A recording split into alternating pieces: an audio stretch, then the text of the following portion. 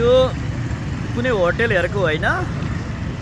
यो हाम्रो सडकमा हाम्रो वहाँ चाहिँ दिदीले बनाइराख्नु भएको छ एकदमै चप बनाइराख्नु भएको छ उहाँहरु बसेर खाइराख्नु भएको छ हेर्नुस् हेर्नुस् यति स्वादिलो यो कुन ठाउँ हो भन्देखि नि हेर्नुस्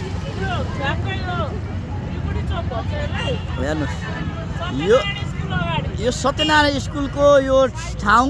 हेर्नुस् यहाँ विद्यार्थीहरु आइरहेका छन् नि यो सत्यनारायण स्कुलको यो बाटो एक समय मान्छेहरु राति हिँड्न डराउँथे यहाँ अँध्यारो थियो फोहोर यस्तो थियो यो डम्पिङ साइड थियो यो डम्पिङ साइड थियो यहाँ गनाएर दुर्गन्ध भएर हामीले रातको 11 बजेसम्म जाडो महिना हो जाडो महिना 3 महिनासम्म म यहाँ रुँगेर बसेको हामी यहाँ ड्रम बजार अनेक बजार हाम्रो साथीहरु सबैजना मिलेर अहिले आज यति खुसी लाग्यो यो गार्डन त यहाँ भयो यति राम्रो भयो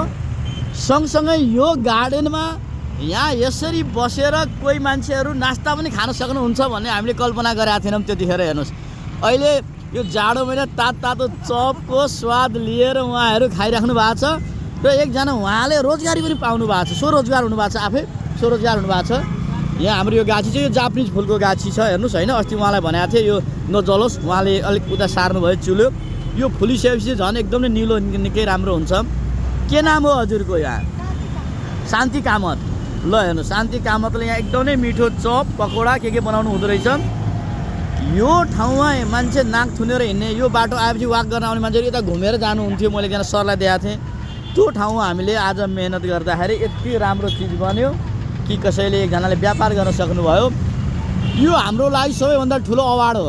हैन यो ठुलो हाम्रो लागि पुरस्कार मैले महसुस गरेको छु एकदमै राम्रो छ